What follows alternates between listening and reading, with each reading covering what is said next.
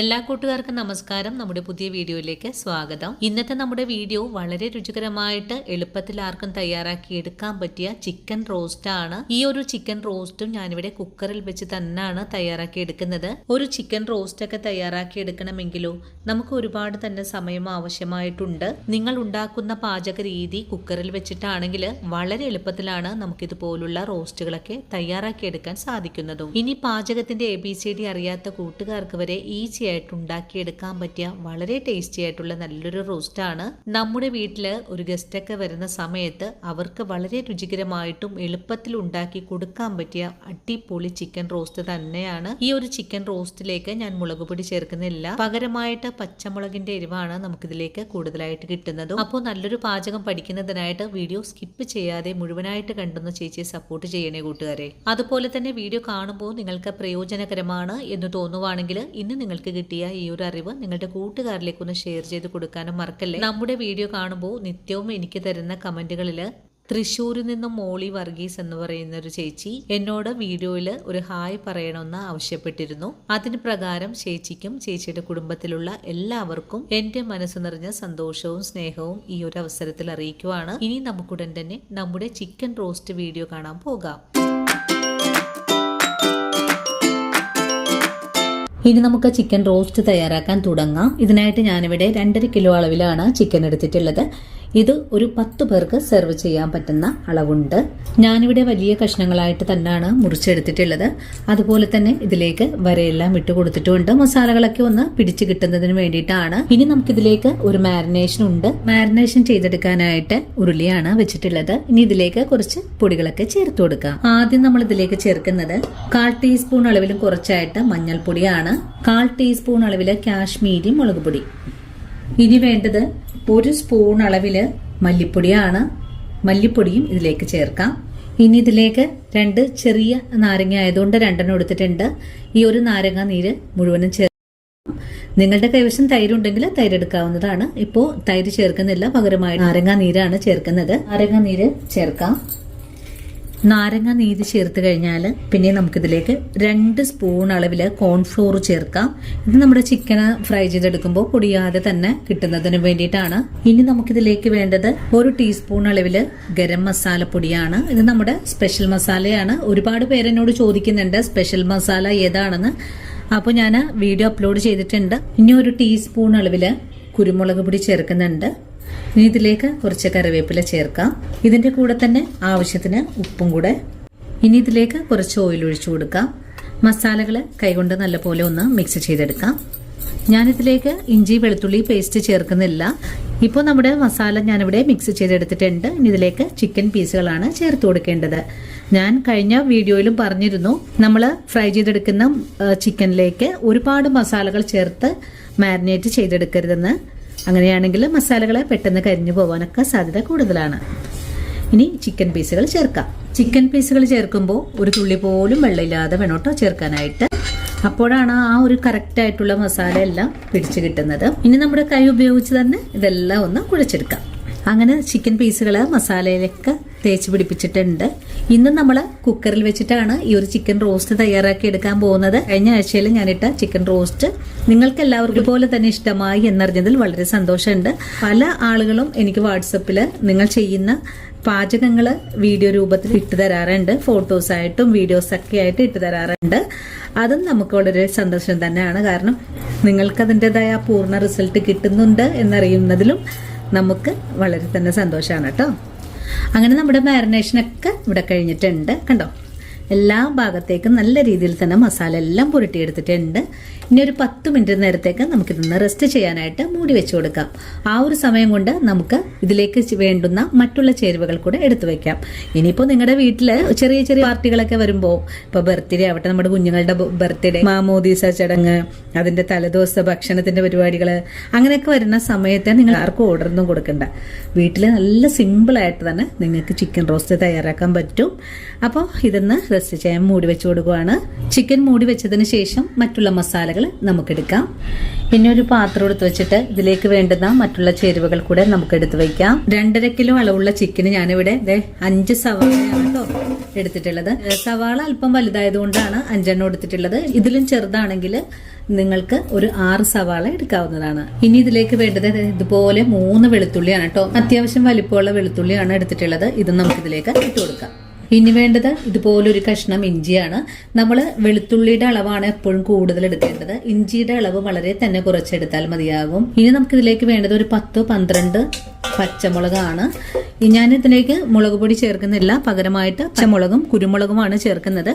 നിങ്ങൾക്ക് മുളക് പൊടി ചേർക്കാൻ ഇഷ്ടമാണെങ്കിൽ ചേർക്കാവുന്നതാണ്, ഞാനിപ്പോൾ ചേർക്കുന്നില്ല. ഇത്രയും കാര്യങ്ങളായാൽ പിന്നെ നമുക്ക് വേണ്ടത് 2 തക്കാളിയാണ് കേട്ടോ. റോസ്റ്റ് ആയതുകൊണ്ടാണ് തക്കാളി ചേർക്കുന്നത്. കറികളൊക്കെ ആണെങ്കിൽ ഞാൻ തക്കാളി ഒന്നും ചേർക്കാറില്ല. 2.5 കിലോ അളവിലുള്ള ചിക്കന് വേണ്ടിയിട്ട് എടുക്കുന്ന ചേരുവകളാണിത്. പിന്നെ നമുക്ക് വേണ്ടത് കാഷ്യൂസ് ആണ്. കാഷ്യൂസ് ഒരു പിടി അളവിൽ വേണം. എടുക്കുന്ന കാഷ്യൂസ് നമുക്ക് കുറച്ച് വെള്ളത്തിലിട്ട് ഒന്ന് കുതിർത്തിയെടുക്കണം. നമ്മുടെ ചിക്കൻ മാരിനേറ്റ് ചെയ്ത് വെച്ചിട്ട് ഒരു 10 മിനിറ്റ് കഴിഞ്ഞിട്ടുണ്ട്. ഇനി നമുക്ക് ഉടൻ തന്നെ ഇതൊന്ന് ഫ്രൈ ചെയ്തെടുക്കാൻ തുടങ്ങാം. ഇനി ഫ്രൈ ചെയ്തെടുക്കാൻ ആവശ്യമായ അയൺ പാനാണ് അടുപ്പിലേക്ക് വെച്ചിട്ടുള്ളത്. പാൻ ഒന്ന് ചൂടായി വരട്ടെ. ഇപ്പോൾ നമ്മുടെ പാൻ ചൂടായി വന്നിട്ടുണ്ട്. ഇതിലേക്ക് വറുത്തെടുക്കാൻ ആവശ്യമായ ഓയിൽ ഒഴിച്ചു കൊടുക്കാം. എണ്ണ നല്ല പോലെ ചൂടായി വന്നിട്ടുണ്ട്. നമുക്ക് ഓരോ ചിക്കൻ പീസുകളും എണ്ണയിലേക്ക് ഇട്ട് കൊടുക്കാം. 2-3 തവണകൾ കൊണ്ടാണ് നമുക്കിതൊന്ന് ഫ്രൈ ചെയ്തെടുക്കാൻ സാധിക്കുന്നത്. ഒരു ഭാഗം മുരിഞ്ഞു കഴിഞ്ഞാൽ നമുക്ക് ചിക്കൻ പീസുകളൊന്ന് മറിച്ചിട്ട് കൊടുക്കാം.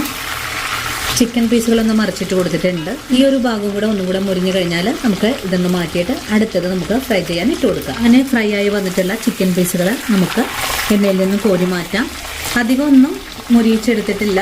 നമ്മളൊരു ഓർഡർ അനുസരിച്ചൊക്കെ കറികളൊക്കെ തയ്യാറാക്കുമ്പോഴാണ് ഇതുപോലെ ഫ്രൈ ചെയ്ത് കറി തയ്യാറാക്കുന്നത്. അത് ചിക്കൻ പീസുകൾ നമ്മൾ സെർവ് ചെയ്യുമ്പോൾ പൊടിഞ്ഞു പോകാതിരിക്കാനും വേണ്ടിയിട്ടാണ്. അങ്ങനെ ചിക്കൻ പീസുകൾ ആദ്യം ഫ്രൈ ചെയ്ത് മാറ്റിയിട്ടുണ്ട്. അടുത്തത് നമുക്കിതുപോലെ തന്നെ ചെയ്തെടുക്കാം. നമ്മുടെ എല്ലാ ചിക്കൻ പീസസും ഞാനിവിടെ ഫ്രൈ ചെയ്ത് മാറ്റിയിട്ടുണ്ട്. കണ്ടോ, അധികം ഒന്നും കരിയാതെ ഉൾഭാഗമൊന്നും അധികം ഒന്നും വെന്ത് വരാതെയാണ് ചെയ്തെടുത്തിട്ടുള്ളത്. ഇനി നമുക്കിതൊന്ന് മാറ്റി വെച്ചതിന് ശേഷം നമ്മുടെ അടുത്ത പാചകം കുക്കറിലാണ്. അപ്പോൾ അതെങ്ങനെയാണ് ചെയ്യുന്നതെന്ന് നോക്കാം. അങ്ങനെ നമ്മുടെ സവാള ഞാനിവിടെ ചോപ്പ് ചെയ്ത് വെച്ചിട്ടുണ്ട്. പിന്നെ കാഷ്യൂ അരച്ചു വെച്ചിട്ടുണ്ട്. ഇഞ്ചി, പച്ചമുളക്, വെളുത്തുള്ളി ഇതുപോലെ ഒന്ന് ചതച്ചും വെച്ചിട്ടുണ്ട്. ഇനി ഉടൻ തന്നെ നമുക്ക് ചിക്കൻ റോസ്റ്റ് തയ്യാറാക്കാൻ തുടങ്ങാം. റോസ്റ്റ് തയ്യാറാക്കാനുള്ള കുക്കർ അടുപ്പിലേക്ക് വെച്ചിട്ടുണ്ട്. അങ്ങനെ നമ്മുടെ കുക്കർ ഇവിടെ ചൂടായി വന്നിട്ടുണ്ട്. ഇനി നമുക്കിതിലേക്ക് കുറച്ച് ഓയിൽ ഒഴിച്ചു കൊടുക്കാം. അതിനുശേഷം നമ്മൾ ഫ്രൈ ചെയ്തപ്പോൾ ഉണ്ടായിട്ടുള്ള ആ ഒരു ഓയിലും കൂടി ഇതിലേക്ക് ചേർക്കണം. ഇപ്പോൾ ഓയിൽ ചൂടായി വന്നിട്ടുണ്ട്. ഇനി നമുക്കിതിലേക്ക് ചതച്ച ഇഞ്ചി, പച്ചമുളക്, വെളുത്തുള്ളി ചേർക്കാം. നമുക്കിതൊന്ന് മുരിയിച്ചെടുക്കാം. ഈ സമയത്ത് ഞാൻ ഫ്രൈ ചെയ്ത ഓയിലും കൂടെ ഇതിലേക്ക് ഒഴിച്ചിട്ടുണ്ട്. ഇഞ്ചിയും വെളുത്തുള്ളിയൊക്കെ നല്ലതായിട്ട് ഒന്ന് മുരിഞ്ഞ് കിട്ടണം. നമ്മൾ ചിക്കൻ മാരിനേറ്റ് ചെയ്തപ്പോൾ ഉപ്പ് ചേർത്തിട്ടുണ്ട്. ഇനി ഇതിലേക്ക് കുറച്ച് മസാലയ്ക്ക് ആവശ്യമായ ഉപ്പ് ചേർക്കാം. ഉപ്പും ചേർത്തിട്ട് ഒന്നുകൂടെ വഴറ്റിയെടുക്കാം. നമുക്ക് ഈ ഇഞ്ചി വെളുത്തുള്ളി മാത്രം ഒന്ന് നല്ലോണം മുരിഞ്ഞ് കിട്ടിയാൽ മതി. അതല്ലെങ്കിൽ ഇതിൻ്റെ ആ ഒരു പച്ച കുത്തൽ ടേസ്റ്റൊക്കെ എടുത്ത് റോസ്റ്റിൽ കാണിക്കും. അപ്പോൾ അതുകൊണ്ടാണ് ഞാൻ ആദ്യമേ തന്നെ ഇഞ്ചി, വെളുത്തുള്ളി, പച്ചമുളക് ഇതുപോലെ ഒന്ന് മുരിയിച്ചെടുത്തിട്ടുള്ളത്. ഇപ്പോൾ നമ്മുടെ ഇഞ്ചിയും പച്ചമുളകൊക്കെ ഒന്ന് വാടി വന്നിട്ടുണ്ട്. ഇനി ഇതിലേക്ക് നമ്മൾ കട്ട് ചെയ്ത് വെച്ചിരിക്കുന്ന സവാള ചേർക്കാം. സവാള നല്ല പൊടിയായിട്ടാണ് കേട്ടോ കട്ട് ചെയ്തെടുത്തിട്ടുള്ളത്. സവാള ഇതുപോലെ പൊടിയായിട്ട് കട്ട് ചെയ്യാനായിട്ട് ചോപ്പർ വളരെ ഉപകാരമുള്ളതാണ്. സവാള ഇതുപോലെ ഒന്ന് വഴറ്റിയെടുക്കാം. നമുക്ക് ഒരുപാട് നേരമൊന്നും വഴറ്റിയെടുക്കേണ്ട ആവശ്യമില്ല. സവാളയിലുള്ള വെള്ളം ഒന്ന് വറ്റിക്കിട്ടിയാൽ മതിയാകും. അങ്ങനെ നമ്മുടെ സവാള ഒരു 3 മിനിറ്റ് നേരം വഴറ്റിയിട്ടുണ്ട്. ഫുൾ ഫ്ലെയിമിൽ വെച്ച് കൊടുത്തിട്ടാണ് നമ്മൾ വഴറ്റിയിട്ടുള്ളത്. ഇപ്പോൾ നമ്മുടെ സവാള നല്ല സോഫ്റ്റ് ആയിട്ടാണ് വാടി വന്നിട്ടുള്ളത്. ഇതുപോലൊരു പാകം മതിയാകും. ഈ ഒരു പാകമായാൽ പിന്നെ നമുക്കിതിലേക്ക് കുറച്ച് പൊടികൾ ചേർക്കാം. ആദ്യം ചേർത്ത് കൊടുക്കുന്നത് ഒരു 1/4 ടീസ്പൂൺ അളവിലും പകുതിയായിട്ട് കുരുമുളക് പൊടി, 1 സ്പൂൺ അളവിൽ മല്ലിപ്പൊടി, 1 സ്പൂൺ അളവിൽ തന്നെ ഗരം മസാലപ്പൊടി. പൊടികൾ ചേർത്ത് കഴിഞ്ഞാൽ ഇതെല്ലാം നല്ലോണം ഒന്ന് ഇളക്കി യോജിപ്പിച്ച് കൊടുക്കാം. ഫുൾ ഫ്ലെയിം വെച്ച് കൊടുത്ത് തന്നെ പൊടികളൊന്ന് 1 മിനിറ്റ് നേരം ഒന്ന് വഴറ്റിയെടുക്കാം. പൊടികളും കൂടി ചേർത്തിട്ട് 1 മിനിറ്റ് നേരം നല്ലോണം ഒന്ന് മുരിയിച്ച് കഴിഞ്ഞാൽ പൊടികളുടെ ആ ഒരു പച്ച മണമൊക്കെ ഒന്ന് പോയി കിട്ടും. ഈ ഒരു സമയത്ത് നമുക്കിതിലേക്ക് തക്കാളി അരച്ചത് ചേർക്കാം. തക്കാളി നേരത്തെ തന്നെ അരച്ച് വെക്കരുത്. ആ ഒരു പാകമാകുന്ന സമയത്ത് മാത്രമേ അരച്ചെടുക്കാൻ പാടുള്ളൂ. അല്ലെങ്കിൽ നമ്മുടെ ഈ ഒരു കറിക്ക് കയ്പ്പ് ടേസ്റ്റ് വരാൻ സാധ്യത കൂടുതലാണ്. തക്കാളി പേസ്റ്റ് കൂടെ ചേർത്താൽ പിന്നെ ഗ്രേവി ഇതെല്ലാം കൂട്ടിച്ചേർത്ത് ഒന്ന് ഇളക്കി കൊടുക്കാം. തക്കാളിയുടെ ആ ഒരു പച്ച മണം പോവാനായിട്ട് ഒരു 2 മിനിറ്റ് നേരവും കൂടെ വഴറ്റിയെടുക്കാം. നമുക്കിതെല്ലാം വഴറ്റാതെയും ചെയ്യാം. പക്ഷേ എങ്കിലും നമുക്ക് ഈ കറി ഒന്ന് ബാക്കി വരുന്ന സമയത്ത് പെട്ടെന്ന് വളിപ്പായി പോകാൻ സാധ്യതയുണ്ട്. അതുകൊണ്ടാണ് നമ്മൾ ഈ കുക്കറിൽ വെച്ച് തന്നെ ഒന്ന് വഴറ്റിയെടുക്കുന്നത്. അങ്ങനെ മസാലയും ചേർത്ത് നല്ലതുപോലെ ഒന്ന് ഇളക്കി യോജിപ്പിച്ചിട്ടുണ്ട്. ഇനി നമുക്കിതിലേക്ക് കാഷ്യൂ പേസ്റ്റ് ചേർക്കാം. എല്ലാം കൂട്ടി യോജിപ്പിച്ച് ഇളക്കി കൊടുക്കാം. കാഷ്യൂ പേസ്റ്റിൽ ആ മിക്സിയുടെ ജാറ് കഴുകിയിട്ട് വെള്ളവും കൂടെ ഒഴിച്ചു കൊടുത്തിട്ടാണ് അരച്ചെടുത്തിട്ടുള്ളത്. അതാണ് അല്പം ലൂസായിട്ടിരുന്നത്. നമുക്ക് ഈ കറി തയ്യാറാക്കാനായിട്ട് ഒരു 10 മിനിറ്റ് മാത്രം മതിയാകും. 10 മിനിറ്റാണ് നമുക്കിതെല്ലാം ഒന്ന് വഴറ്റിയെടുക്കാനുള്ള സമയവും. കാഷ്യൂ പേസ്റ്റും കൂടെ ചേർത്ത് 1 മിനിറ്റ് നേരം ഒന്ന് വഴറ്റി കഴിഞ്ഞാൽ നമുക്കിതിലേക്ക് ചിക്കൻ പീസുകൾ ചേർക്കാം. ചിക്കൻ പീസുകളും കൂടി ചേർത്ത് കഴിഞ്ഞാൽ പിന്നെ നമുക്കിതെല്ലാം കൂട്ടി യോജിപ്പിച്ച് ഇളക്കി കൊടുക്കാം. അടിയിലൊന്നും പിടിക്കാതിരിക്കാനും വേണ്ടിയിട്ട് നല്ലോണം ഒന്ന് ഇളക്കി കൊടുക്കണം. നമ്മുടെ ചിക്കൻ ഫ്രൈ ചെയ്തപ്പോൾ ആ ഒരു പാനിൽ വെള്ളം ഒഴിച്ച് വെച്ചിട്ടുണ്ടായിരുന്നതാണ്. അതിലേക്ക് ഒരു 3/4 കപ്പോളം വെള്ളം കൂടെ ഒഴിച്ചു കൊടുക്കാം. വീണ്ടും ഇതെല്ലാം കൂട്ടി യോജിപ്പിച്ച് ഇളക്കി കൊടുക്കാം. ഇളക്കി കൊടുക്കുമ്പോൾ അധികം ശക്തിയായിട്ട് ഇളക്കി കൊടുക്കരുത്. അങ്ങനെ ചെയ്യുവാണെങ്കിൽ ചിക്കൻ പെട്ടെന്ന് പൊടിഞ്ഞു പോകാനൊക്കെ സാധ്യത കൂടുതലാണ്. അങ്ങനെ നമ്മുടെ ചിക്കൻ റോസ്റ്റിൻ്റെ ഗ്രേവി എല്ലാം നമ്മുടെ ചിക്കനിലേക്ക് ഒന്ന് പിടിപ്പിച്ചെടുത്തിട്ടുണ്ട്. ഈ ഒരു പാകത്തിലാണ് ആയി വന്നിട്ടുള്ളത്. ഇനി ഈ ഒരു സമയത്ത് ഇതിന്റെ ഗ്രേവിയുടെ ഉപ്പൊന്ന് നോക്കാവുന്നതാണ്. ഇനിയിപ്പോൾ നിങ്ങൾക്ക് കുറച്ചുകൂടെ ഗ്രേവിയൊക്കെ വേണമെങ്കിൽ ഒരു 1.5 കപ്പ് അളവിൽ വെള്ളം ചേർക്കാവുന്നതാണ്. നമ്മൾ റോസ്റ്റാണ് ചെയ്യുന്നത്, അപ്പോൾ ഒരുപാട് ചാറൊന്നും ഉണ്ടാവില്ല. ഇപ്പോൾ എണ്ണയെല്ലാം തെളിഞ്ഞു തുടങ്ങിയിട്ടുണ്ട്. ഈ ഒരു പരുവമായാൽ നമുക്ക് കുക്കർ മൂടി 1 വിസിൽ വരുന്നത് വരെയും വേവിച്ചെടുക്കാം. ഈ ഒരു സമയത്ത് നമ്മൾ അധികം ഒന്നും വഴറ്റാതെ കറി തയ്യാറാക്കിയിട്ടുള്ളത് കൊണ്ട് ഒരു മുളകിന്റെ കുത്തലൊക്കെ ഉണ്ടാവാനും സാധ്യത കൂടുതലുണ്ട്. ആ ഒരു സമയത്ത് അത് ഒഴിവാക്കാനായിട്ട് ഒരു നുള്ളു പഞ്ചസാര നമുക്കിതുപോലെ ഒന്ന് ചേർത്ത് കൊടുക്കാം. ഇനി നമുക്ക് ഈ കുക്കർ മൂടി കൊടുക്കാം. ഇനി ചെറിയ തീയിൽ 1 വിസിൽ വരട്ടെ. 1 വിസിൽ വരുന്നത് വരെയും നമുക്ക് മൂടി വെച്ച് വേവിച്ചെടുക്കാം. അപ്പോൾ നമ്മുടെ കുക്കറിന്റെ എയറെല്ലാം പോയി വന്നിട്ടുണ്ട്. നമ്മൾ 1 വിസിലാണ് അടുപ്പിച്ചെടുത്തിട്ടുണ്ടായിരുന്നത്. ഇനി നമുക്ക് കുക്കറിന് തുറന്നു നോക്കാം. ഇപ്പോൾ നമ്മുടെ ചിക്കൻ റോസ്റ്റ് ഇതുപോലെയാണ് നമുക്ക് ആയി കിട്ടിയിട്ടുള്ളത്. വളരെ തിക്ക് ഗ്രേവിയാണ്. ഇനി നമുക്കിതിലേക്ക് കുറച്ച് മല്ലിയില ആവശ്യമെങ്കിൽ മാത്രം ചേർത്താൽ മതിയാകും. മല്ലിയില ഇഷ്ടമുള്ള ആൾക്കാർക്ക് കുറച്ച് മല്ലിയില ചേർക്കാവുന്നതാണ്. കുറച്ച് കറിവേപ്പില കൂടെ ചേർക്കാം. ഇനി ഞാനിവിടെ ഒന്ന് ഇളക്കി യോജിപ്പിക്കുവാണ്. നമ്മുടെ കഷ്ണങ്ങൾ ഒരു തരി പോലും ഉടയാതെ നല്ല പെർഫെക്റ്റ് ആയിട്ട് തന്നെയാണ് നമുക്കിവിടെ ചിക്കൻ റോസ്റ്റ് റെഡിയാക്കി എടുക്കാൻ സാധിച്ചിട്ടുള്ളത്. അതും അപാര രുചിയാണ് കേട്ടോ. നിങ്ങൾക്ക് ഈ ഒരു വീഡിയോ കാണുമ്പോൾ തന്നെ മനസ്സിലാകും ഇത് എത്രമാത്രം ടേസ്റ്റിയാണെന്ന്. ഉൾഭാഗം ഒരു തരി പോലും അടിയിലൊന്നും പിടിക്കാതെ തന്നെയാണ് നമുക്കിവിടെ കിട്ടിയിട്ടുള്ളത്.